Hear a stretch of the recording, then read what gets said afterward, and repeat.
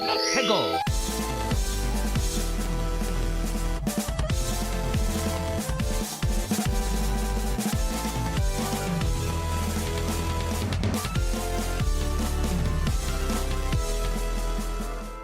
Hello and welcome to another episode of Ferret 64 with me, your host, Yemmy the Ferret.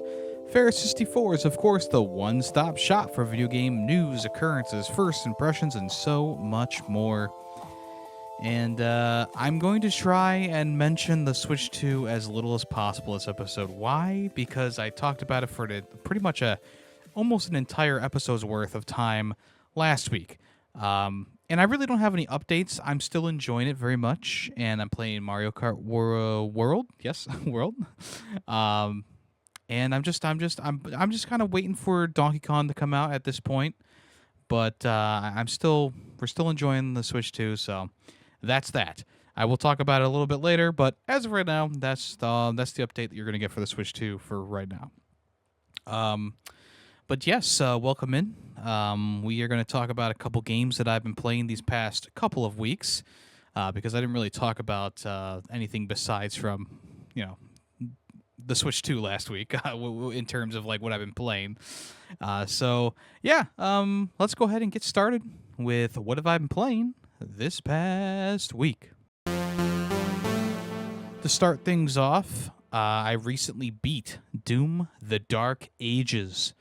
And let me tell you, folks, this might be my new favorite Doom experience. Now, I really do like 2016's Doom, and I think Doom Eternal is pretty good. And, I like the old school Doom as well, don't get me wrong. Doom 3 could have been good if it wasn't so glitchy on the PC version, but I do have the Xbox 360 version somewhere over there, which I will probably play sooner rather than later. But Doom: The Dark Ages is a real treat to play, especially if you're a boomer shooter / just fan of Doom. And I think, personally, I do think that it is probably the best Doom that they've put out. Honestly, like I really don't see any real sticking points for the game enough to like take it down at any points, in my opinion. Like I think that the combat feels great. The variety of guns is really good, and they drip feed you guns and weapons and new enemy types and all that stuff throughout the entire campaign. So you're not really standing still, using the same stuff for that long. Like, one of the last things you get is like 3 levels before the end, and that's like the Berserker upgrade. Which isn't like a huge deal, but still something new that late into the game, which is pretty cool. But yeah, the weapons are all really cool. I liked upgrading them with the gold and stuff like that. And some of those weapons become very overpowered, like the Ravager, which is the Skull Crusher gun. It has a little bit of a tighter spread on it than the other one. I forget what that one's called, but it has a wider spread on it. But the one that has a shorter spread, or a more concise spread, if you upgrade it, you can get health back from enemy hits, and you can also get ammo back for the gun when you hit an enemy with it too, or kill an enemy with it. And that combination is decimating to most enemies in the game. Pretty much the last 4 levels, that was the one gun that I was using, and I never ran out of ammo. But I do like to switch around the guns every so often, right? Like I don't want to just use that Ravager gun, but for a large chunk of some of the levels later on, I was kind of just leaning on that to get through the hordes of enemies. But some of the weapons that I said weren't very good early on, or at least a couple weeks ago when I talked about the game originally, they became some of the ones that I started using more often. Like the original version of the plasma gun, like this really fast firing SMG type gun, actually became one that I used a lot because of its blowback ability. Essentially, you as you shoot enemies, a little meter fills, and if you fill it up twice with the upgraded form of it, it'll do like a really devastating blowback that'll just wipe out anything in front of you. So I was using that a lot. The spike thrower is also still one of my favorite guns in the game. You essentially stick these railroad spikes into an enemy, and then once you put enough into them, you have the pincushion effect, where the little spikes, they glow, And if you throw your shield or if you parry one of the enemy's green moves, it'll make them explode. Like the spikes will explode out of them and hit any enemies nearby. So it's also good crowd control as well. I found myself using that in multiple scenarios. The shotguns themselves, I actually really wasn't using the shotgun too much at the end at the end of the game, but I was using the combat shotgun, which is the weaker version of the shotgun, because you can do a fire mode that allows you to get armor pieces back. So I would switch out to the combat shotgun sometimes to get my armor back, switch back to the Ravager to get health back, stuff like that. It was a really good combo, and just using that plasma rifle was also pretty good to mix in there. And I still do really like the chain shot. I feel like that was pretty good. I felt like the upgrade probably could have been a little bit better for it. Essentially, you charge it up, and then every so often it'll, like, when you hit the enemy, it'll explode into a bigger explosion than normal. But that was fine. I also found myself using the rocket launcher a bit more than I was expecting. The grenade launcher, I could give or take on that one. It's kind of an acquired taste for people.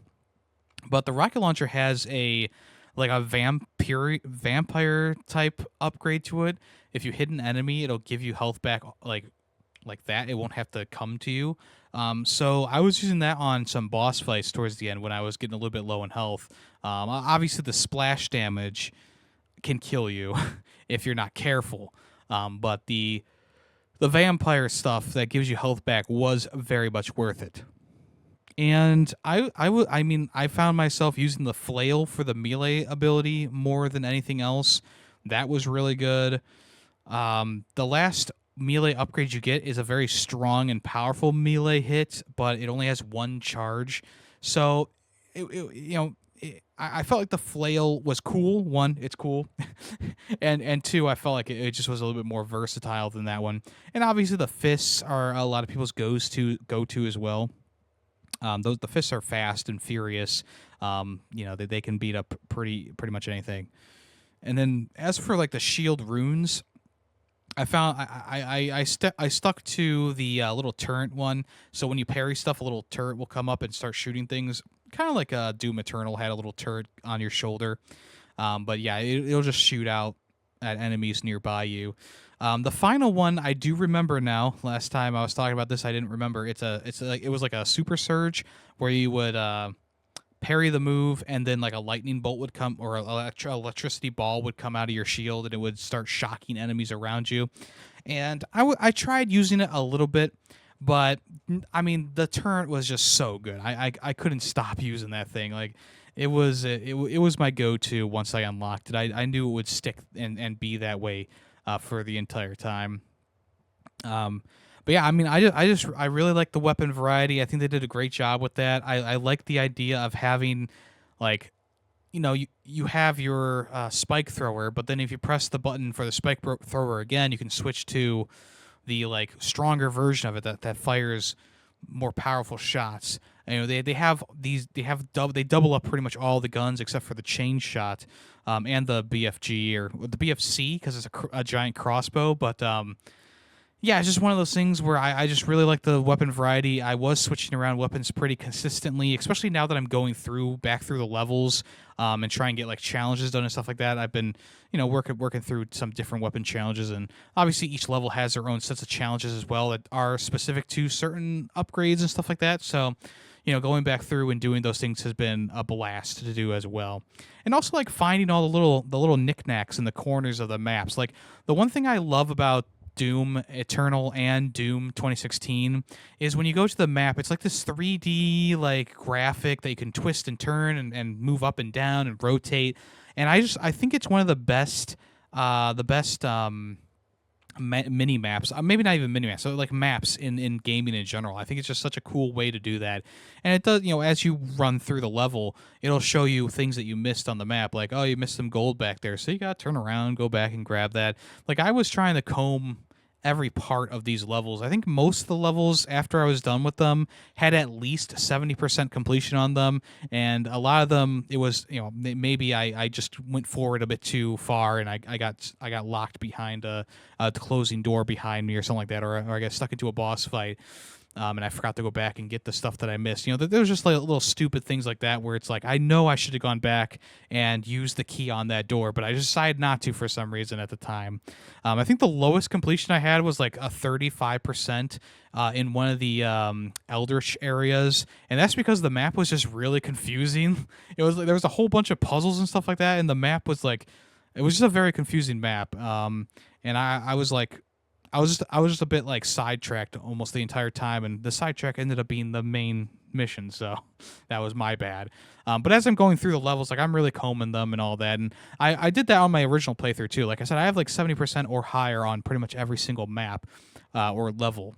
And I think that's one of the fun things about Doom is going around and finding all the collectibles, doing all those little tiny puzzles that get you to the upgrade equipment, or that gets you like the little collectible figurines, which I love those things. Like those things are so cute.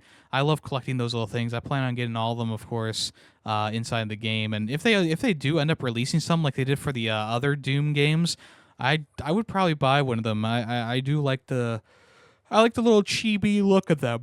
There's of course other things like codex entries and stuff as well that you can unlock or find. But I think the little figurines are like the best thing from the game. You can also get like skins and stuff for your weapons and whatnot. So, all in all, I also really like the level design too. I think the level design was very fun, very vertical at times. Lots of different places and little corners to get to. I also like that the levels didn't just stay like it wasn't just hell the entire time. That's the one thing about like Doom 2016 and Doom Eternal is you're going through a lot of the same environments. You're going through hell, or you're going through a destroyed, city that's been taken over by hell or whatever. And in Doom the Dark Ages, it's very much like, okay, you're in the forest, and now you're in like a swamp, and now you're in like a desert area, like a Mars type area. Looks like Mars. Now you're in a you're actually in hell. Now you're in hell, or now you're flying above a castle, or whatever, right? Like there's so many different areas you go to. I mean, it gets so absurd that like you obviously I already mentioned this. You go to like an Eldritch area where it's like all like Cthulhu themed and stuff like that, and then like almost immediately after that you go like into the belly of the beast. Like it's like a Gears of War 2 into the worm section where you're inside of this big giant beast and you're fighting around inside the beast and you're taking out like its organs. And I just thought that was just like so cool, a callback to like those days with Gears of War 2. And once that mission started up, we were inside the big like Eldritch monster. I was like, yeah, this is definitely like one of my favorite games this year. And it's great because Doom Eternal, it wasn't a letdown, but it's one of those games where I played it and I was like, yeah, I mean, it's good, but I'm not like really going to think about it after I'm done with it. And I know this is an uncommon opinion because a lot of people love Doom Eternal, and I respect that. Don't get me wrong. A lot of people like the faster gameplay and whatnot. I get it. But for Doom the Dark Ages, I enjoy the slower pace of it all, while it's still like a very fast-paced game anyway. I mean, you can also change those sliders as well to make it faster or slower to your heart's desire. And there are people who swear by turning up that speed slider all the way. So, I mean, if you're not enjoying the game, maybe try doing that, I guess. But I don't even remember where I started this line of thought on. But yeah, the main thing is I like this game better than Doom Eternal, which I think I gave a 4 out of 5 back in the day. And then Doom 2016, which I gave a 4.5 to, because let's be honest, the multiplayer component was not good in that game. I mean, it was fun for a couple matches, but it definitely did not have longevity. And when I review games, I review them as a whole package. I'm not going like, oh well, the multiplayer wasn't good, but who cares about that? Like, I'm not doing that.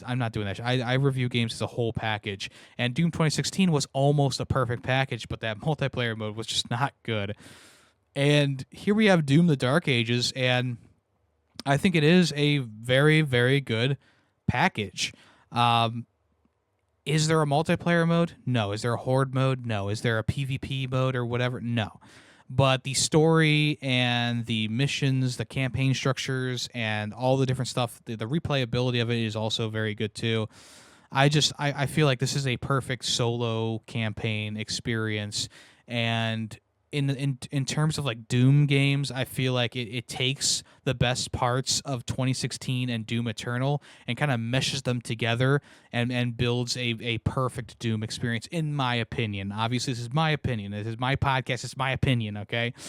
And you might say you might have a few criticisms like, oh, I don't like the pace of the game, or oh, I wish there was more glory kills. Honestly, I'm gonna be like 100% honest. Like, the glory kills are cool. I love doing glory kills. Don't get me wrong, but they pepper them into this game every so often. You'll get like a big enemy and you'll do the finishing move on them, and most of the time it's just you slamming your shield into them or you flail into them or whatever. But sometimes you get that little close up and personal action with them, and you take the shield and you saw their head off or you cut their limbs off or whatever. And it's just like it's a little like chef's kiss, in the middle of a battle. And I think that's more effective, in my opinion, than just having glory kill, glory kill, glory kill run after the other. Because I remember playing Doom 2016, and you can glory kill every single enemy in that game, and I think it's a trophy or achievement to do that. But after a while, it's like glory kill, glory kill. All right, we're just glory killing everything. Like, it's still fun, but it's like, okay, we're just doing this a little bit too much. And with the glory kills in this game, they just pepper them in. They pepper them into the commanders. You rip out their heart, and you get the upgrade from them. And then every so often from the elite enemies, you do have a special finishing move on them. And I think, like, in general, like, I'm very much okay with that. And I think that the rest of the game is brutal and gory and violent enough to not need to have a glory kill on every single enemy every step of the way. So in the end, I very much enjoyed this experience. I know it's not Mick Gordon on the guitars and the soundtrack, but I think whoever's filling in for him, I don't know why they didn't hire Mick Gordon again, but whatever. Whoever filled in for him did a good job. Like, I feel like maybe the music doesn't have the same punch as Doom Eternal or Doom 2016, but it's still a very good soundtrack, and I had no issues with it throughout my playtime. I think it fit the game very well. And, I also want to say that the game is much more cinematic than other Doom games. Like, I feel like this one really hammered home, like, a more cinematic experience with the cutscenes being very well animated, and, just the overall vibe of the game is also a bit more awe-inspiring, I guess you could say. And I'm very happy about the experience, and I gave it a 5 out of 5. And I thought that I just feel like it is like the Doom experience. Maybe in the future, I go back and play Doom Eternal, and I like it better than Doom: The Dark Ages. Maybe I go back to 2016 and I go, I could probably, I don't really care about the multiplayer stuff. I could probably boost this up. Maybe that happens in the future. But as of right now, Doom: The Dark Ages, excellent experience, very, very well done, and I look forward to seeing if they do any DLC for this game or if anything else comes up for it, because I could use more. I finished chapter 22, and I had that ending happen, and the ending cutscene happened, and I was like, I could use some more of that. So I was going back through and replaying levels, and here I am. So, yeah, Doom: The Dark Ages. Very good. Very good. Very good.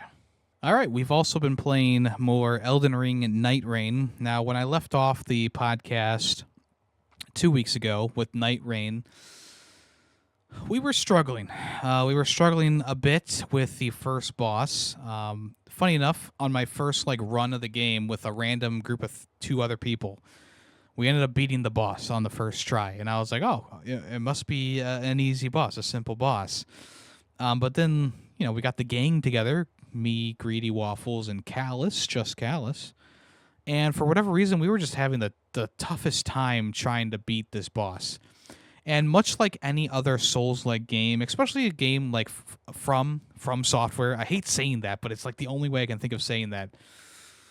There's a lot of hidden things in there that you don't really find out until you either figure it out yourself or someone else goes, "Hey, did you know this?" And you go, "No, I did not know that." So in this game, The hidden thing was any weapon you pick up that has a special ability on it, like I don't know. There's a whole bunch of them. And I'm having trouble cherry picking one out of the group, but sometimes it'll be like get back health with each hit on an enemy, or um, every hit causes sleep to build up, or something like that, right? Those little special abilities actually work. Like if you have them in your inventory, they work on whatever weapon you're currently holding, and we didn't know that. So that's a good thing to know. So because I wasn't like personally, I wasn't picking up weapons because I was like, oh, I'm not going to use that, or oh, I don't need that. But they would have a good special ability like reduced FP costs or whatever. So that was one of the things that was like a eye-opening moment where it's like, oh fuck, we've been playing this the wrong way the whole time. So once we did that, once we learned that the boss has a weakness to like holy damage, we were able to eventually, pull together and beat the first boss in the game, and it was a great moment. It was very very much rejoiceful moment. Now we're stuck on the second boss, the gaping jaw or whatever, the one that does that has like the big mouth and whatever. And this one's weak to poison, and it does actually stun it when it's poisoned. And because it's a roguelite, the randomness factor really affects you. The last run that we did, as of me recording this, we had no poison anything on our characters because we just had that terrible RNG. We didn't have any poison places to go to. The chests didn't have any poison weapons in them. I don't think we even got any like poison pots or anything like that. I think I had some perfumer bottles on me, but other than that, like we had nothing. So we go to face the boss, and we're like we're already like disheartened because it's like, well, how we don't have the poison. Like, how are we gonna do this? I mean, we got decently far in it, but we kind of knew in the back of our minds, like, yeah, this is like a dead run. We might as well just play this out to see what happens. So I mean, the one thing that keeps me positive throughout all this, one, it's fun to play with your friends. Like, through any frustrations or troubles, it's still fun to play with your friends. And two, we do get farther in our runs than we do before. We're always improving.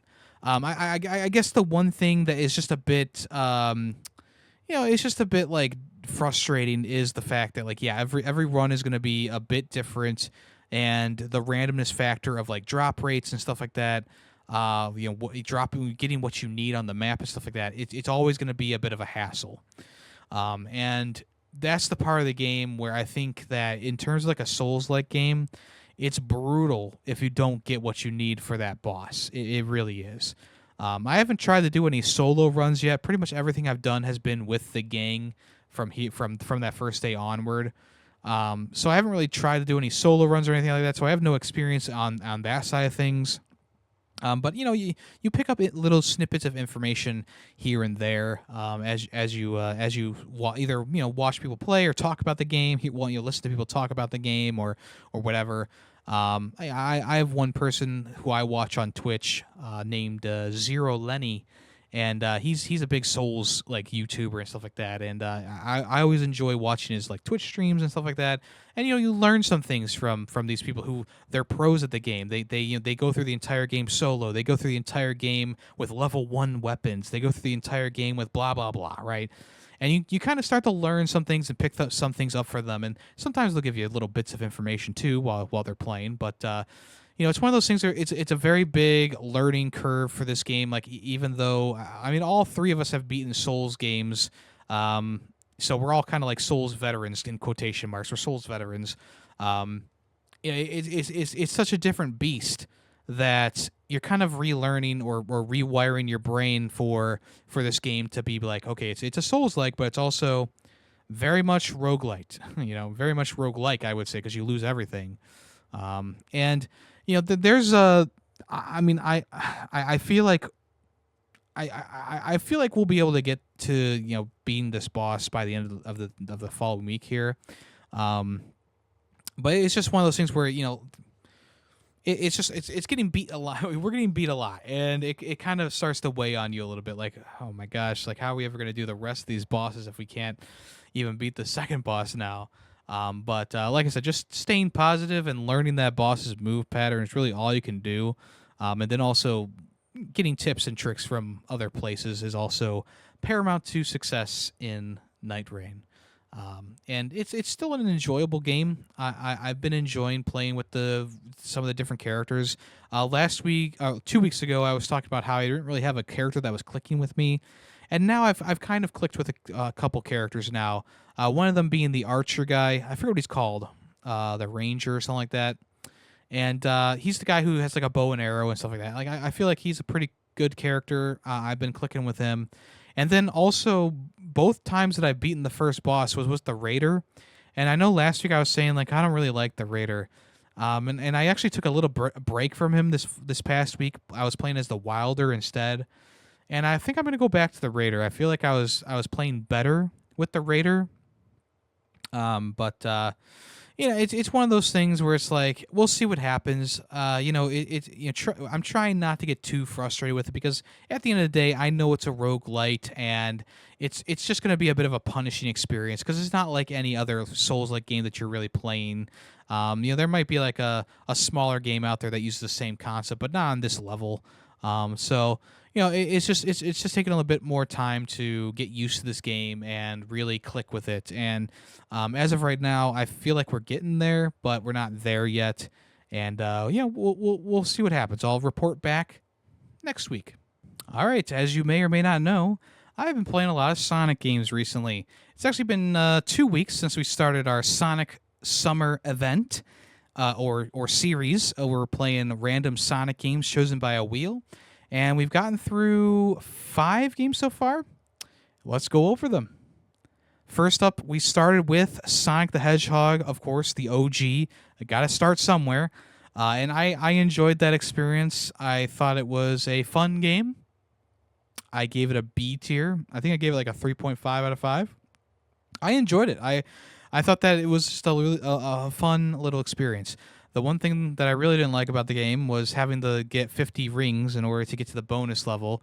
And then the bonus levels are also a bit difficult, which the bonus levels have been difficult in most of the Sonic games. So it's not really that big of a criticism for this one. But I felt like it was just a bit like annoying to get to those bonus levels in general. And then I felt like the boss fights left a bit to be desired.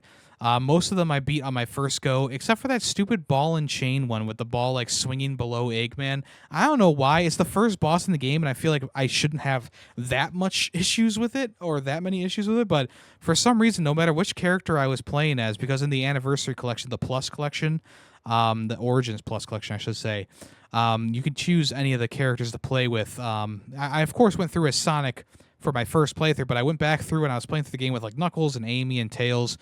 And it was like kicking my ass for some reason on any character. And I was like, why is this happening? Like, this is the first boss in the game. And I blitzed through the other bosses. They were easy enough. I don't know. But anyway, Sonic 1, a good place to start. Enjoyable time. The wheel then chose our fate and moved us on to Sonic and the Secret Rings, which I will be blunt, it sucked. It was not a good game. But I am glad that we got the game out of the way early. Now, even though I'm saying that it sucked and that it wasn't a good game, it did have its moments. But it's games like this, Sonic and the Secret Rings, that make me go, okay, I do understand where some of the Sonic hate comes from, right? I think that a lot of the Sonic hate is unjustified, at least... I guess at least just from playing like the 2D games, I feel like it's a bit unjustified. We haven't played a lot of the 3D games, so maybe I'll change my tune once we get to those. But I mean, Sonic and the Secret Rings being the one dud out of the 5 of games we played, I feel like it's a pretty good ratio of like, we've played 5 Sonic games and one of the 5 has been bad. I feel like we're not doing too bad, all things considered. I just thought that because it's on the Wii and you hold the Wii remote sideways when you're playing this one, the controls just were not there. Sonic just did not feel great to control in this game. Also, the level design was just so monotonous. You would play through the entire level, and then you would go back through the level multiple times to do some challenges like defeat 20 enemies or collect 50 rings or whatever. And it was just so dull and annoying to go back through each level like 15 times to do that stuff. There were some good boss fights in here. There were some bad boss fights in here. But the final boss fight was good, so it ended on a high note for me. The second to last boss fight was very annoying. The Ifrit boss fight was god awful. But the pirate boss fight was good, and the first boss fight in the game was good. So there you go. You also had to collect the secret rings, and actually there's 7 secret rings, so I'm not sure why they didn't call this Sonic and the 7 secret rings or Sonic and the 7 rings.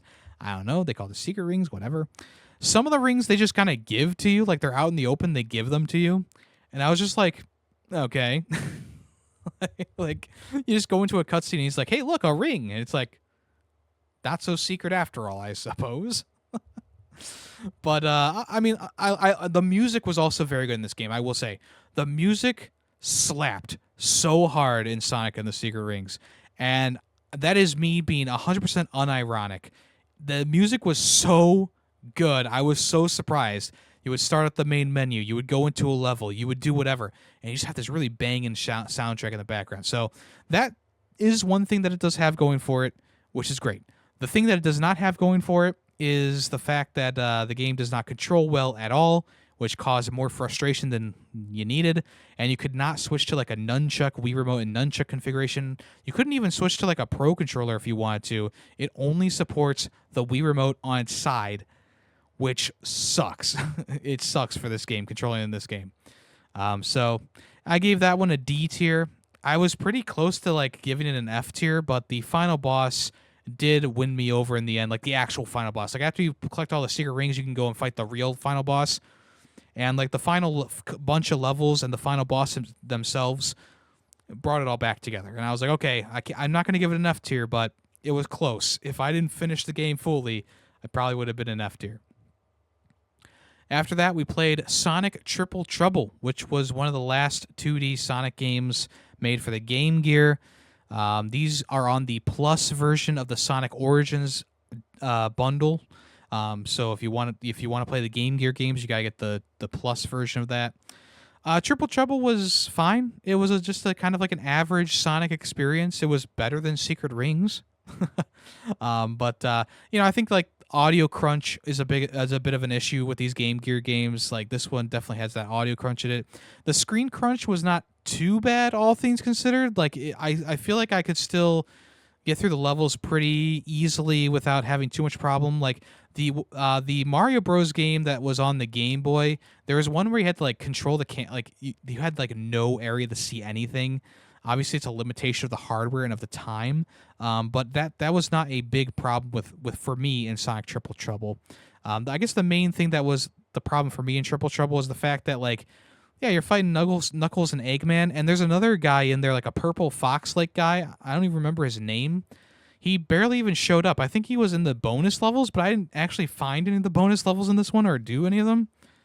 So he showed up in the end, and he took the Chaos Emeralds, and I'm like, who the fuck is that guy? Like, where he looks like the coolest dude in the game, yet we didn't really get too much of him because, I didn't get to those bonus levels. Apparently, there is a like 16-bit remaster, fan-made remaster of Triple Trouble, which is pretty good. Maybe in the future I'll download that and try that out. I was watching some footage on YouTube of it, and it did look better for sure.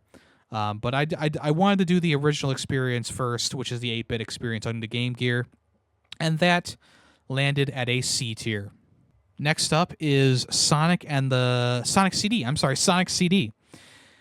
And I've heard some mixed things about Sonic CD back in the past. I felt like I've heard it a couple times where it's like, oh, Sonic CD was this game where it's like, oh, it's such a lost game, because it was on like a very niche platform, the Sega CD, and blah blah blah, and they hadn't re-released it ever, and I was just like, I mean, I went into it with an open mind as I do with most games, and I really could not see why people didn't like this one. I thought that even though the level design is a bit confusing here and there, I felt like they did a good job of like making intricate levels and making them a bit challenging to get through towards the end. And as long as you're collecting rings, like you're going the right way, and that's what I feel like in most Sonic games. I thought it had some good ideas in there. I thought it had some good pixel art graphic work done in there. I thought the soundtrack was pretty good. I guess really the only thing that I wasn't like a huge fan of was like there's once again it lands on like the boss fights for this one. I think that like half of them were decent. The other half was like it's fine. I'm not sitting here singing the praises of a 2D Sonic game boss fight, at least for this one. I thought that the level design was interesting. I really like the landscapes and the backgrounds on this one. Like the vistas you could get in this game looked amazing. I was like, that's beautiful. I was tearing up as I was playing this one. But yeah, I'm not sure what where the dislike comes for this one. I really enjoyed it. I gave it a 4 out of 5, and it landed itself in the A tier.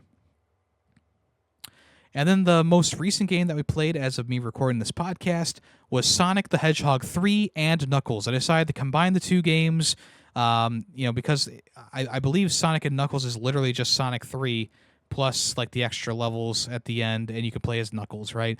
So I was like, we'll play through all the Sonic 3 levels, and then we'll play the Knuckles levels, and we're good to go. And I was not expecting to love this game as much as I did. But by golly, did I love this game. Sonic 3 and Knuckles was such a fantastic 2D Sonic experience.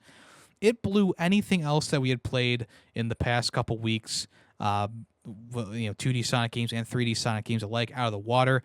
I mean, I'll be honest with you, this game blows a lot of the Mario games that I've played, the 2D Mario games, out of the water. Now, I'm not a huge 2D Mario fan, as you all know, but in general, even the best of 2D Mario, like Mario Wonder or whatever, doesn't compare to this game. I thought that this game had an amazing flow to it. I loved being able to control both Sonic and Tails at the same time. I loved the level designs. They kept switching it up. Like each level had its little gimmicks to it. I loved the midway point where you do the boss battle with Eggman and then you go to the mushroom world, and it kind of restarts the game from there, which I believe is the and Knuckles part of the game. But yeah, I mean the boss fights, there was a boss fight at the end of every act, and it wasn't always just Eggman, and sometimes it was robots or you fought whatever. And they did such a good job designing these boss fights, and I really enjoyed the art, the graphics, and the soundtrack was killer, and the landscapes you go to were beautiful, and I was flabbergasted. I was like, this is such a great experience.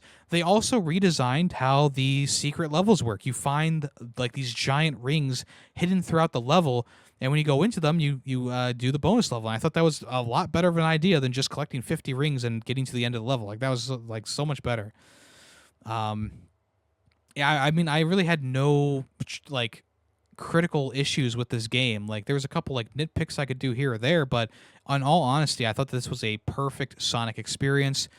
Sonic haters, get out of here, because there's a new peak 2D game in town, at least in my eyes, and that is Sonic the Hedgehog 3 and Knuckles. I gave it a perfect score of a 5 out of 5. It's going in the S tier, and it might just go into the tier of one of my favorite games of all time, but we'll see. Is it better than Donkey Kong Country, you might be asking? I think it's on the same level as some of those Donkey Kong Country games. It really is that good. Of course, it's hard to compare Sonic and even Sonic to Mario, Sonic to Donkey Kong, etc., because they are very different games at the end of the day. But in terms of replayability and how much fun that I had, I would definitely rank Sonic at 3 and Knuckles on the same level as something like Tropical Freeze, or maybe a little bit lower than Tropical, but still, I love both of those games. I could play either one of them. They could really be swapped out. As for what about 2D Mario, Yemmy? What about 2D Mario, Yemmy? Put it in the trash. Put it in the trash. 2D Mario, put him in the garbage can, brother. I kid. But do I? Find out next week. I don't know. All right, let's move on to what's in the news. Okay, it's the Switch 2 section of the podcast. The Switch 2 has already set an all-time launch record for video game hardware in the US of A, beating out the PS4 and the PS2. It's eyeing the PS2 here. So the Nintendo Switch 2 has become one of the fastest selling, if not the fastest selling Nintendo hardware ever in the USA, and it did also recently become the fastest selling console in the US of A as well, which is pretty cool. So not only did they beat their own records with 1.1 million units sold on the first day alone, they also beat the previous record for Sony, which was PlayStation 4, which they don't say here, but I'm guessing it was about 1 million units sold. 79% of the U.S. buyer base purchased the bundle as well. So a lot of Mario Kart bundles were sold, and also people were buying the Mario Kart World physical as a separate from the bundle as well. So it became the best-selling Switch 2 game, of course. Followed by Cyberpunk 2077, which was actually quite surprising to me. And I think that it's because it's just very impressive that they put this game on the Switch 2 and it looks and runs as good as it does, and also that they were able to fit it all onto a cartridge plus the DLC. So I think that's why a lot of people were buying that one. And then in third place was Tears of the Kingdom Switch 2 Edition, which, I guess that's fine. I don't know. Right now, the Switch is selling about 3.5 million units so far, and I'm sure that number will go up as restocks happen. I've been getting rumors that restocks are going to start to happen on Tuesday this coming week. So if you are waiting to get a Switch 2, or if you want a Switch 2 and it's been sold out, boom, bada bing, it's supposed to be getting back in stock online and in stores on Tuesday. And this whole thing has been like really good, and I'll tell you why. It's because I believe Nintendo has beaten the scalpers here. People were very worried when pre-orders happened online and there were so many issues and there weren't as many consoles that people were hoping for. There was about 30 at each store or whatever, 30 bundles, 30 regular consoles. And people were rightfully worried that they weren't going to get their console because, there's just not enough of them. But that day one release, there were so many extra consoles in the wild. I went to Best Buy the next day to pick up my stuff, and a guy was there. He was like, I'm here to pick up my Mario Kart bundle. And he was talking to the guy who was ringing him out. And the guy was like, oh, you have 2 kids. Why don't you buy another Switch 2 to have 2 for one for each of them? And the guy was like, that's a good idea. Yeah, I think I'll do that. And he just waltzed right out with a Switch 2. No problem at all. He bought it right there on the spot, along with 2 of those Express micro SD cards. He was able to upsell them on that too.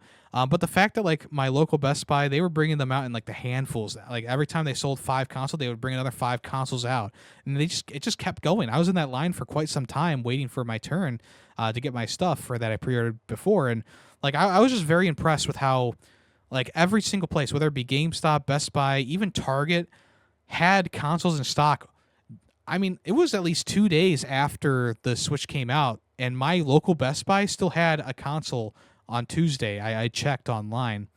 Obviously, they sold out after that, but, whatever. And they've been restocking them online periodically throughout the week. And like I said, Tuesday, apparently, they're going to get more stock in stores. So if you want to run to like a store on Tuesday, you might get your chance at getting a Switch 2. But I really do think that they beat the scalpers on this one. Like there are scalpers who bought like 5 consoles on day one, and they're probably trying to sell them online for like $1,000, like they did with the PS5 and the Xboxes and whatever. I don't think those are going to sell, because they've been restocking the Switch 2 so quickly and so regularly that I think everyone who wants a Switch 2 will be able to get them by the end of the month.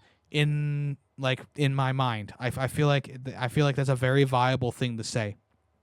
So if you're still looking for a Switch 2, just know there's hope out there. Don't stoop to buying from a scalper. Don't stoop to buying for excessive prices. Just hang on. You're not really. I mean, look, the console's great. Mario Kart World is fun, and the Welcome Tour is good too. Don't get me wrong.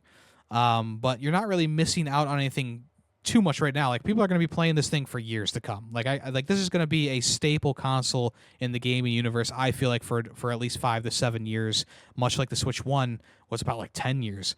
So I feel like this is going to be a very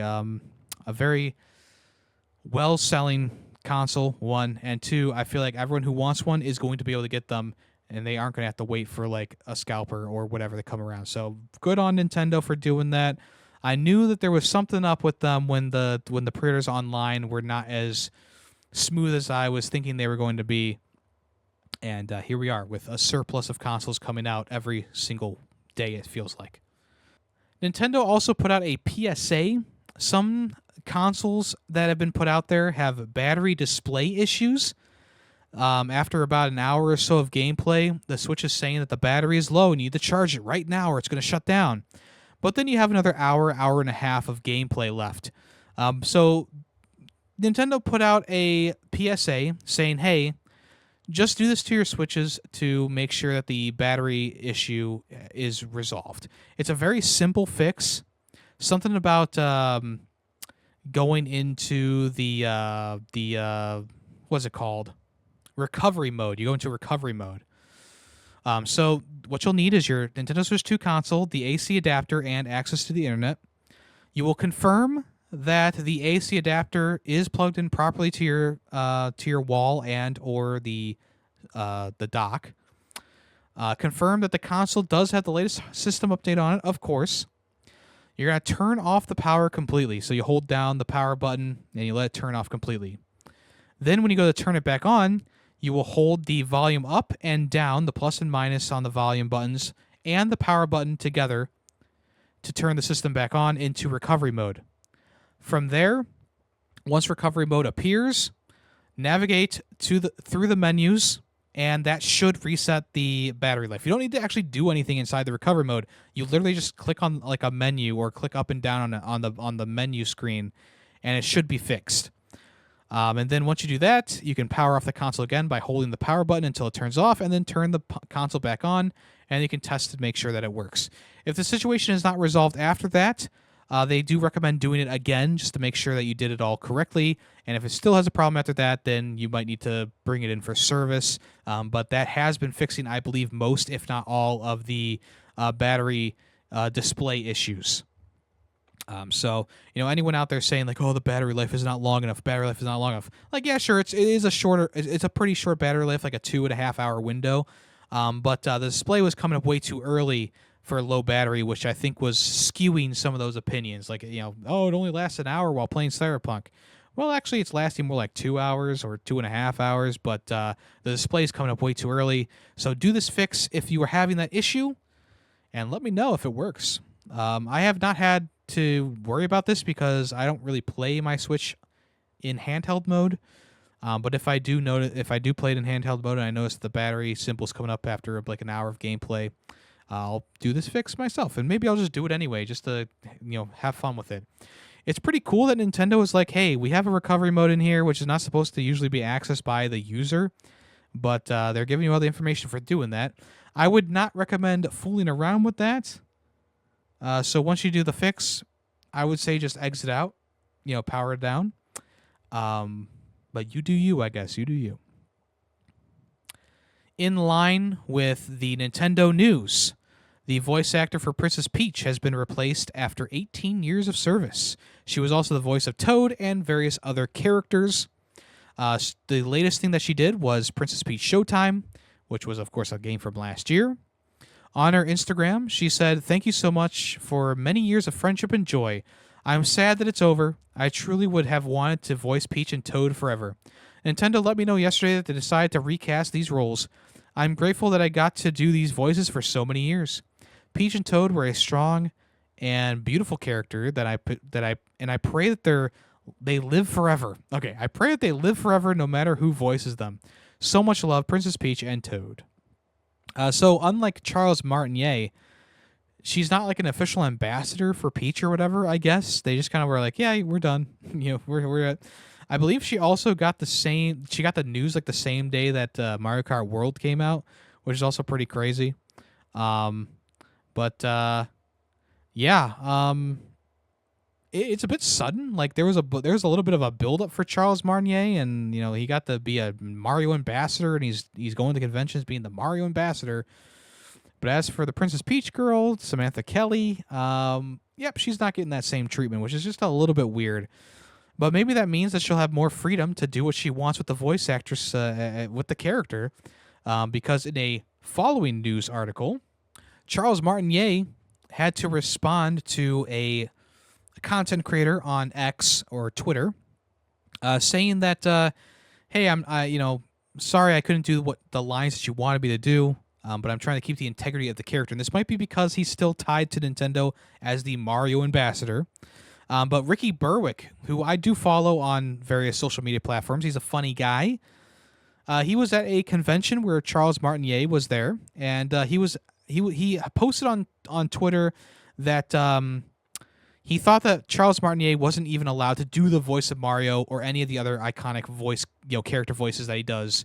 And people were a bit concerned. They were like, "Hey, what's going on?" And it got enough traction that Charles Martinet actually responded to Ricky, who said, "Oh, Ricky, I do the voice for every fan I meet. I just don't improvise non-Mario phrases or dialogue. That's my choice, to be sure. I always maintain the integrity of the character, but come and visit me anytime at Comic-Con or Fan Expo and you'll hear Super Mario for sure. Woohoo." And then Ricky simply responded by saying, "As long as it's your choice at the end of the day." I don't know if it's actually his choice, to be honest. But then again, like Charles Martinet, he does keep things pretty close to his chest in terms of like his voice acting roles and stuff like that.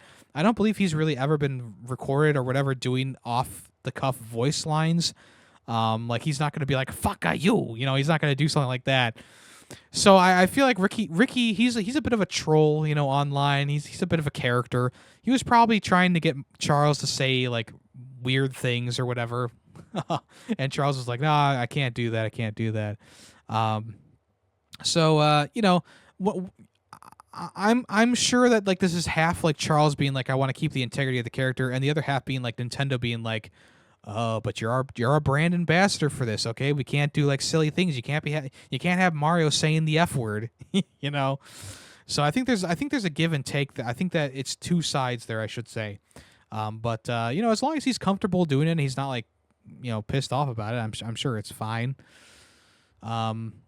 If I ever met Charles Martinet, what would I do, you may ask? And I would definitely have him sign my copy of Mario 64, of course. And then I would also tell him the story of how I thought, when you enter a world and you choose the star, Mario goes really quickly, "Let's go." And when I was a kid, and quite a long time after that, I thought he was saying "tough pickles," but he was actually saying "let's go." If you play the audio, which I might splice it in here, "let's go," just think about tough pickles while he's saying the line, and let me know what you think. Does it sound like tough pickles, or do you always just hear "let's go"? It's like the Laurel and Yanny situation, right? No, not really. Anyway, that being said, happy that Charles is still out there doing the voice of Mario. Just don't expect him to do any off-the-cuff improvised lines for you. He wants to keep the integrity of the character. All right, Sony, they're a bit jealous of how well the Nintendo Switch 2 is doing. And Hideki Nishino, who is the current boss of PlayStation, said that the PS5's level of performance is required to create a great gaming experience on the big screens, which is just not true. I mean, is it great to have a powerful console? Of course. But the Switch 2 is doing a great job for what it's worth. And the fact that this little console can also run 4K 120 FPS when it's in docked mode is nothing to scoff at. I feel like I don't usually get PS5 games that run at 120 FPS or at 4K resolution. I don't really use my TV downstairs for my PS5, but I definitely don't think that I'm getting my 120 FPS on the PS5, which I should be getting because my monitor is good enough for that. So I find it a bit laughable that he's like, "Oh, you can't, this handheld console is a toy compared to the PS5," where it's like, I mean, sure, the specs aren't as good, but I mean, Nintendo wasn't trying to compete with the PS5 or the Xbox. They're doing their own thing. And the fact that they can get 4K resolution, 120 FPS is very cool. Is very cool. He continued to say, though, We have a differentiated strategy. So PS5 is designed for an immersive gaming experience, and this includes with the innovative DualSense controller features as well. We believe the PS5's level of performance is required to achieve a great experience on the big screens, and in this way, we have provided a unique offering to players and creators in this current console generation. All right, come closer. What games use the DualSense controller other than just a rumble feature? Ratchet & Clank Rift Apart? Returnal? That's pretty much it. The adaptive triggers on the PS5 DualSense controller, the haptic feedback, the blah blah blah, does not get used to its proper and full. It just doesn't get used fully. Astrobot too. Sorry, Astrobot it does as well. So the fact that they're like, oh, our DualSense controller is so superior to anything that Nintendo can put out, it's just like laughable. It's a bit of a laughable statement. Like I understand he's the big boss. He's the top of the food chain. So of course he's gonna yuck up and talk up his brand. He's not gonna admit that like Nintendo did something better than them, right? But like pulling up, like giving this whole DualSense controller bullshit. It's like, look, I think the DualSense controller, it's a great controller. I enjoy using it. I don't think it's uncomfortable. I think it works well. When the adaptive triggers are used and the haptic feedback is used, it's a cool experience. But not enough games use it. Not enough Sony first-party games use it in general as well. And if they do use it, they're not using it to its full potential like Astrobot and Astro's Playroom did, or Returnal, or Ratchet & Clank Rift Apart. Those are really the only experiences where I've actually been like, yeah, the DualSense controller is making these experiences better. And that's 4 games out of how many have they released now?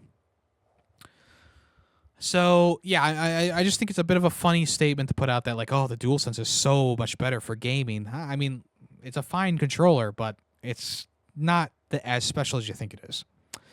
But he was also asked about if they're going to bring Sony games over to other platforms, and they're pretty strong on their stance of, like, we're going to stick to the PlayStation. We're going to focus on putting out great AAA first-party games. They've been putting things on PC more steadily now. Most recently, Stellar Blade came out to PC. Rule 34 fans rejoiced as they were able to immediately add a mod that makes Eve nude. It's also the best-selling Sony game on Steam of all time at this point, beating out The Last of Us and God of War, etc. So, I'm not thinking like PlayStation should expand their games to every single other platform. And if Nintendo's doing it, they only have their games on the Nintendo platforms. I feel like Sony will stick to their guns in this as well. I feel like what Xbox is doing is a bit unique in the gaming landscape at this point, putting all their games on various different platforms, including PlayStation now. And I think that there'll be an outlier here. And if the Xbox does, if Microsoft does stop producing consoles, it's understandable, especially because they get beat so hard in Japan by Nintendo and Sony. It's not even funny. There's like a whole corner of the market that's just gone. And then now with Game Pass being on so many different systems and blah, blah, blah, I've made this point a million times. I feel like they're also losing a lot of revenue from console sales, at least in the U.S. as well now, and Europe too. So, especially after the price hikes they added, they upped it by like $100 in Europe, which is just like, why would you do that when you're not really selling consoles that well? I don't know. But I think PlayStation is gonna do what they're gonna keep doing, what they're gonna do, and they can't admit that Nintendo did something better than them, but they'll damn sure try to cope as hard as they possibly can. Speaking of PlayStation news, MindsEye recently came out. This game is getting the headlines right now. It is getting a lot of eyeballs on it, and not because it's a great game or it's an amazing game or people love it. It's because the game has been received very, very badly. And I'm not being paid to say this, but from what I've seen of MindsEye, I'm glad that I did not decide to pick it up. I was kind of interested in playing it for sure, But once I started watching people play it, like Donkey was live streaming it, and there was a couple other people who I watch who were on Twitch and live streaming. I also watched a couple videos, like the G-Man Lives video and stuff like that. And it just does not look like a great experience. Now, of course, I would like to have it in my own hands before forming a full opinion. So I'm not going to sit here and be like, oh, the frame rate was shit in it, blah, blah, blah, blah. I'm not going to do that. But I will say that people are pissed off enough about this game's launch that they are asking for refunds. And for the first time since like when did Cyberpunk, the first time since Cyberpunk 2077 came out on the PS4, PlayStation has been offering refunds to people, which is very unusual for PlayStation. I bought a game once. As soon as you booted it up, it errored out, and it gave me an error message, and it would just not go. It would not load the game at all. They would not give me a refund for that game as much as I fucking tried. I was talking to the chatter. I was giving them the code. I was saying I can't even load the game, but because I simply installed the game and booted it up, and it registered that I booted it up, they were like, no, we can't give you a refund because you booted it. The game started.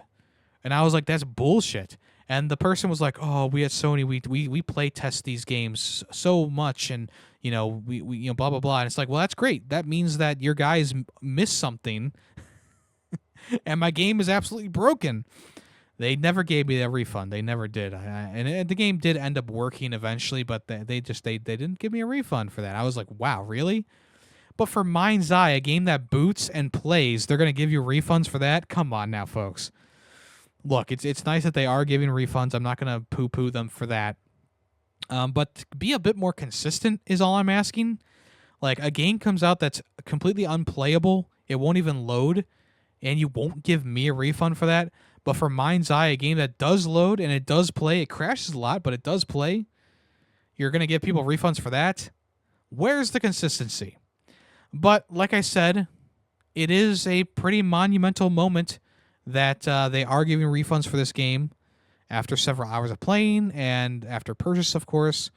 And like I said, they haven't done that since the launch of Cyberpunk 2077 back in the day, which was, of course, a pretty big mess of a launch as well. So as of right now, people are saying stay away from MindsEye. Wait for a sale. And that was my plan since...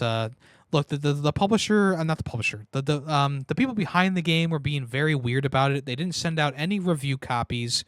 They said, oh, the day one patch is going to fix everything. Don't play the game until the day one patch is out.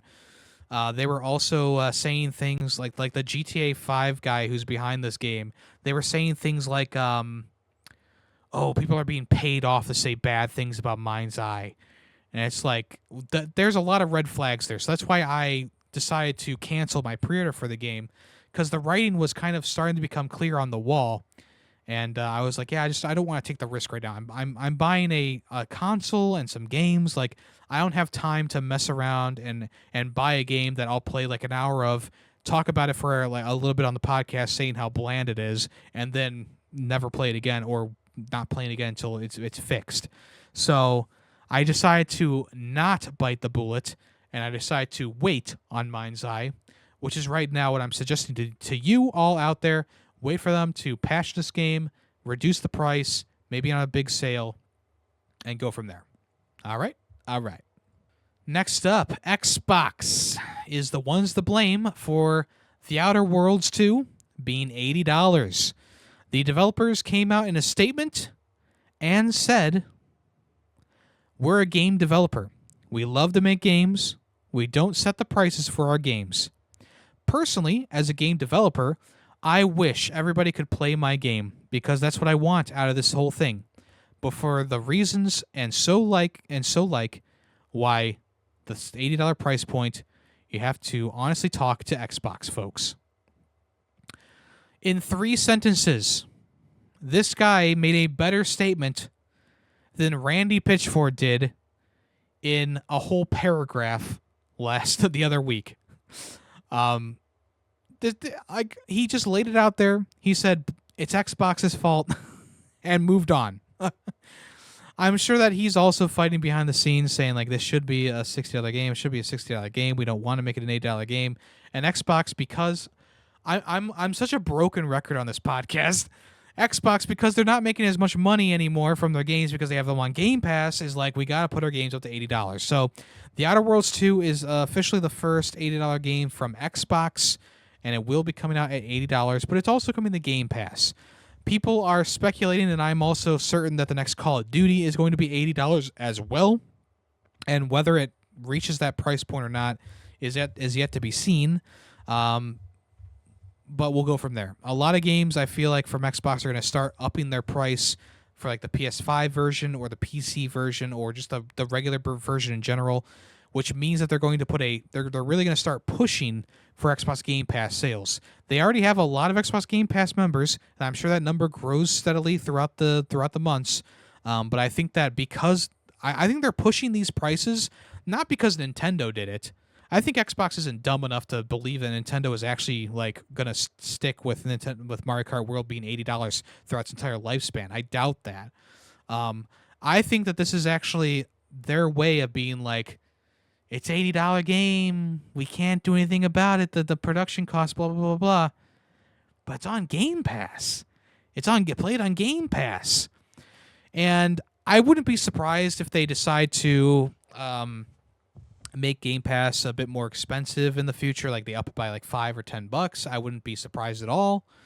But as of right now, Game Pass is the best way to play Xbox games. If you have a PlayStation or if you don't have a good enough PC, there's not much that I can say other than it's too bad. And if you like The Outer Worlds or if you like the next Call of Duty enough, it's just one of those things where it's like, it sucks. It sucks. It really does. And I'm in a position where it's like, yeah, I can game on my PC. I can play any of these Xbox games coming out on my PC, so I'll be able to play them on Game Pass. Because even though I have an Xbox Series S, I'm not using that for gaming. I haven't powered that thing on in like 2 years at this point. Okay, it's down in my base. It's not in my basement, but it's in my like TV area, and I've not powered it up in so long. Because when you play on the Series S, it's just like playing on like a PS4. It just doesn't run that great, and the games look worse. They run worse. I think the last game I played on that was Redfall or whatever it's called, the vampire game, and it ran like shit. And it kind of made me go, well, I guess this really wasn't that great of a deal. Like, it's a good deal, I guess, for a digital console, but it's actually not that great of a deal because, well, it kind of sucks as a system. That's all I'm saying. But there's a lot of people who enjoy the Xbox Series S. I'm not trying to poo-poo them, and I'm not trying to criticize you if you have an Xbox Series S. For me personally, Xbox Series S was not the way to go. But because I am in a position where I have a gaming PC and a PlayStation and a Switch now and blah, blah, blah, I have multiple ways to play these games. And in this case, I have a way to save $80. And instead of paying $80 for The Outer Worlds, I can play it for no additional cost, but $20 a month. So there we go. Okay. And the last thing for today, Blooper Team announced that a remake of Silent Hill is going to be coming out. They did a very short teaser where it was just a cloudy day, a misty day, and Silent Hill came up on the screen, and it said, in development. So obviously, it's assumed, it's heavily implied that this is just the original Silent Hill game. Now, maybe it could be Silent Hill 4. I don't know, but it's most likely going to be the original Silent Hill game being remastered for the latest hardware. The original game came out on the PS1, and this was the game that was pretty revolutionary with its mist technology on the PS1. But the original game came out in 1999, so Bluebird Team did a decent job with Silent Hill 2. I think most people were pretty happy with the end product. I just don't think I'm a Silent Hill fan. I played through like half of the Silent Hill 2 remake, and I just wasn't feeling it. So, that's just kind of like a me thing. Hate me in the comments, I guess, but it's just a me thing. But I'm sure there's going to be a lot of people excited for this, and we'll see that if it lives up to its original game. Let's go ahead and move on to the final part of the show, which is what's coming soon.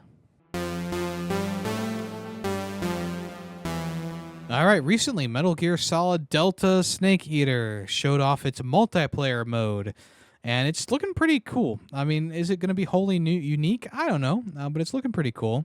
Essentially, the mode is going to be called Fox Hunt, where it seems like multiple players are going to be on a just in an area, and they will be able to blend in with the environment with various camouflages and suits.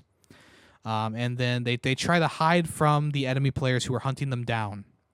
So there's a group of people who are hiding and a group of people who are hunting. So essentially your suit can kind of blend in with the environment. You can turn into like rocks, or you can turn into grass, whatever is around you in the immediate area, which is pretty cool. It's pretty cool to watch it in action. Now, obviously, this is not going to be Metal Gear Online or the multiplayer mode for Metal Gear Solid 5 or Metal Gear Survive.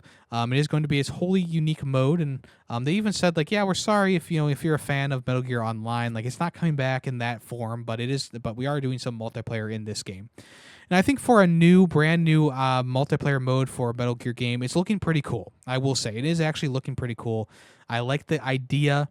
And I like that they're harkening back to what the game is. You use a lot of camouflage in the game itself, so it's cool that they are kind of utilizing that in a multiplayer mode and making it like a unique. It's not just a PvP third-person shooter kind of thing. There's actually like some stuff going on in there. They also said, well, actually, they also showed off. I should say they also showed off the bonus ape escape mode, where you're hunting down apes, and also there's a Bomberman mode. So I didn't actually know that the Bomberman thing was real, but I guess it is. There's going to be a Bomberman mode where you play with a Solid Snake and you fight the Bombermen, which is kind of funny, kind of cool. So if you want to check out that trailer, it's on Gamers Praise YouTube channel, which is kind of weird. I don't know why it's on that channel, but it is. All right, Nintendo was tapping us on the back, and they were like, hey, I know that the Mario Kart World and like all these Switch 2 games are out, but did you know that Donkey Kong Bonanza is coming out soon? On their Twitter, they showed off a little bit of new gameplay for Donkey Kong, and one of the things that they showed off was the Donkey Kong surfing on a rock, which was shown off in the original trailer too, but there was just some new gameplay here on their Twitter account. Donkey Kong Bonanza is still coming on the 17th of July, so it's about a little bit more or a little bit less than a month out at this point, depending on when you're listening to this. So yeah, they were just like, hey, did you remember that Donkey Kong is coming out? It's like, yes, we all do. We all wish that we were playing it now, but we understand you wanted to wait a month for it, whatever. I am very much excited to play this. We haven't had a Donkey Kong game in so long, a new one. We haven't had a 3D Donkey Kong game since the N64 era. So I am very, very, very, very, very, very, very, very, very, very, very, very, very, very, very, very excited for this. So Nintendo, I didn't forget that Donkey Kong Bonanza was coming out. In fact, I cannot wait for Donkey Kong Bonanza to come out. But you decided to release it a month later than the Switch 2's launch, okay? That's your fault. So don't come out onto Twitter and say, hey, did you know that this game was coming out? Yes, I think we all do. We all know. Thank you. And that's the end of my TED Talk. Also, coming out soon on July 31st is a game called Eartheon, which is a new shmup coming out from the same people who made the game called Beyond Oasis. This is also going to feature composer Yuzo Koshiro, who scored Streets of Rage 2. So you know that the soundtrack's going to be pretty boppin'. So this shmup is going to take place in a distant future where Earth's resources are depleted and its environment is in ruin. Most of humanity has fled to Mars, but when a hostile invader launched an attack on Earth, mankind has no choice but to fight back. As environmental researcher Azusa Takanashi, you'll pilot the state-of-the-art space fighter, the YK-11A, and mount the most important counterattack in human history. Losing is not an option. So this is very much inspired by shmups of the past. It's a 16-bit Sega Genesis-inspired game. And dare I say that it's looking very good. If you know the shmup genre, you kind of know what to expect. You're a ship flying through space and above planets, and you're just trying to dodge bullets and fight off the bad guys and get power-ups to level up your vehicle. So, yeah, I think it's pretty cool that they're doing this. The game is actually going to have a Sega Genesis cartridge release at some point. I'm guessing that's going to come from Limited Run Games, since the trailer is on Limited Run Games' YouTube channel. But the digital version drops on July 31st if you want to check that out, which I probably will be. It looks pretty good. Speaking of old school 16-bit era kind of games, Ninja Gaiden Ragebound. This is coming out pretty soon on the 31st of July as well. Damn. Terrible timing for this other game. That kind of sucks. So this new Ninja Gaiden game, which is being made by the same people who did Blasphemous, is getting 2 physical editions from a place called Silver Lining Interactive. The physical edition will not come out until September, so if you want to play the game sooner, you'd probably want to go with the digital version. Now, because this is coming from an indie studio, but it's a big IP, I think there's a lot of people who are very interested to see what they do with that. The people behind Blasphemous are very talented at making 2D Souls-like experiences, and this one looks like it's very much like that Blasphemous style, but with the Ninja Gaiden, I guess a skin, I guess I would call it, but it's obviously built from the ground up for Ninja Gaiden. So I definitely am going to be checking this out when it comes out for sure. The standard edition, which you can get for about $40 on, like I said, Silver Linings website, will also include a full throttle game for Nintendo 5 or full throttle game for PlayStation 5 or Nintendo Switch, heart-pounding soundtrack, and the retro booklet will be included. There's a special edition of the game, which will be $70, which will include the standard edition contents, plus a cloth map, 4 metal pins, a double-sided hero medallion, a pixel stage standee, and a double-sided poster, all encased in a premium collector's box. And like I said, that special edition will be $60. $70. $70 if you want to check that out, which is actually not that bad for what you get in this one. I feel like that's not a bad deal.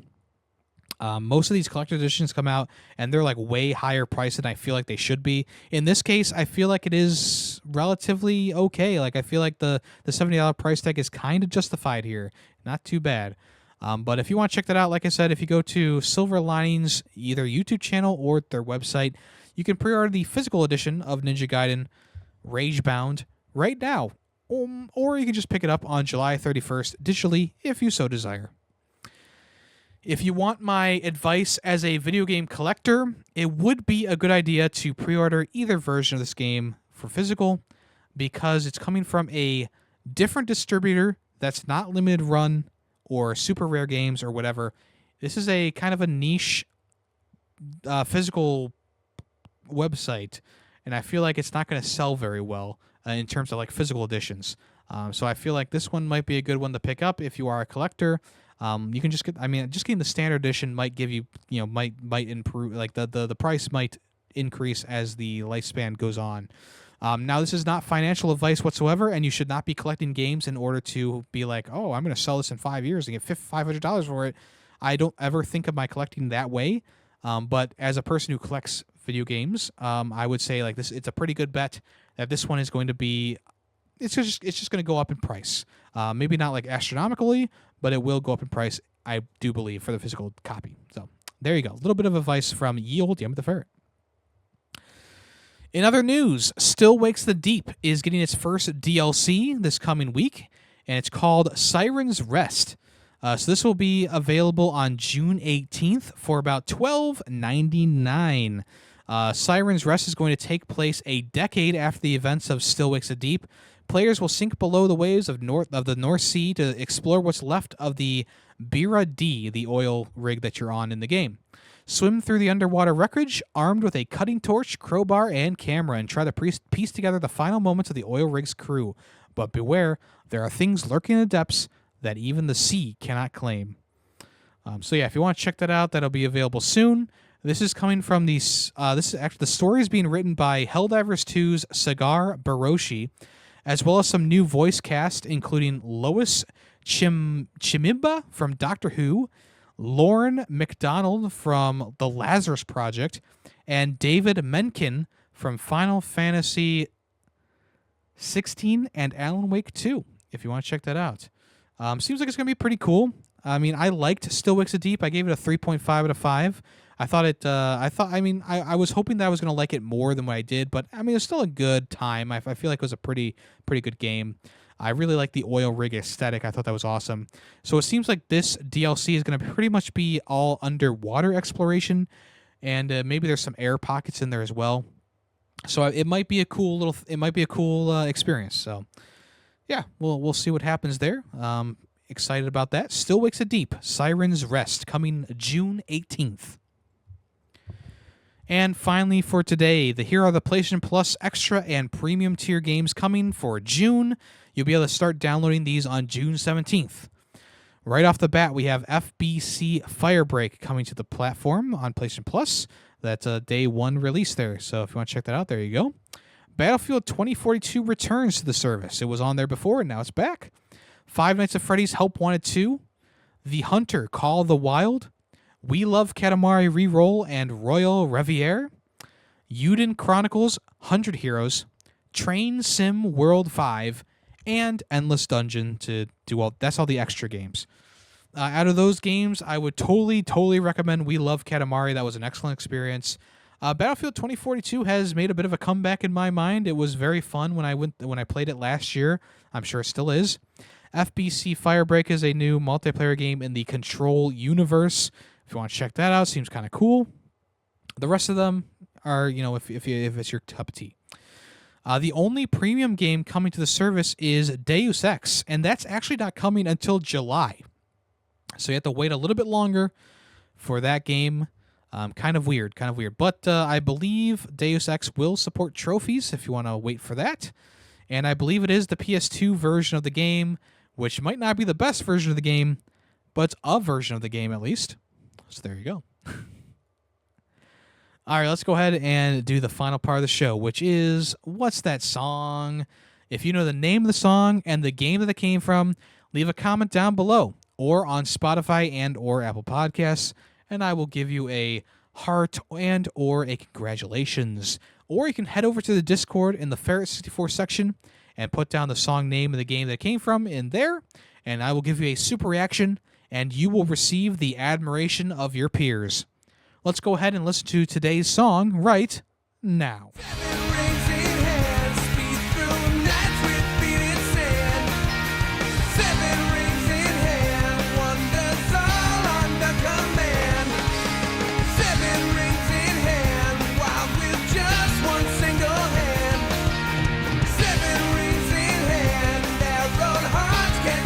All right, once again, if you know the name of the song and the game that came from, let me know in the places that I told you to. Thank you so much for listening to this episode of the podcast. I very do much appreciate that. If you could head over to the YouTube channel version and give it a like, I would appreciate that as well. It does make me feel warm and fuzzy inside. If you're listening to the audio versions, I would appreciate you going over to the YouTube channel as well and doing that. I would appreciate that very much. Also, if you want to rate the podcast on Spotify, I would appreciate that as well. Out of 5 stars, give it what you think is right. Probably close to 5 stars, right? Or if you are on Apple Podcasts, leave in a review. I always appreciate that as well. If you want anything else I do, if you want more Yemmy in your life, I have another podcast called Film Freaks with a Z, where we talk about movies. The latest episode is about XXX with Vin Diesel, not the pornography. We talked to Player 2P2 for that review. If you want to check that out, it's available now. Also, I do another podcast called Foo Bar Ferret. Those episodes release monthly. There will be a new episode at the end of the month this month. So make sure you check that out. Also, if you want to check me out on Twitch, it's all at Yemmy the Ferret. Monday, Tuesdays, Thursdays, and Saturdays are when we usually stream, and we're playing Sonic games right now. Lots of Sonic games. And the next game that we're playing is Tails Adventure, which is like a Sonic spin-off, but we're playing them all. So I have them. I'm playing them.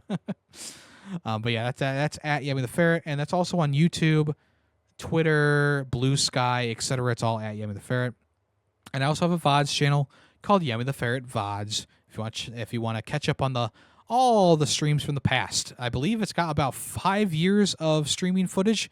I believe it starts all the way back in like 2020 with The Last of Us Part 1. which wasn't our first game that we streamed ever. It's just the first one that I was able to highlight. I learned about the highlighting function at that point. And I also streamed on YouTube before that, but that's besides the point. Anyway, thank you so much for listening. I appreciate you. Have a good rest of your day. I am Yemmy the Ferret, and I am out of here. So long. The Ferret 64 podcast is owned and edited by Yemmy the Ferret. Small sound clips used throughout the podcast were made by Yemmy the Ferret. The song in the intro and outro is Nightshade by Adhesive Wombat. The Ferret 64 logo was made by Player2P2. News sources include PushSquare.com, NintendoLife.com, and PureXbox.com. All opinions, video game related, are my own. Thank you for listening.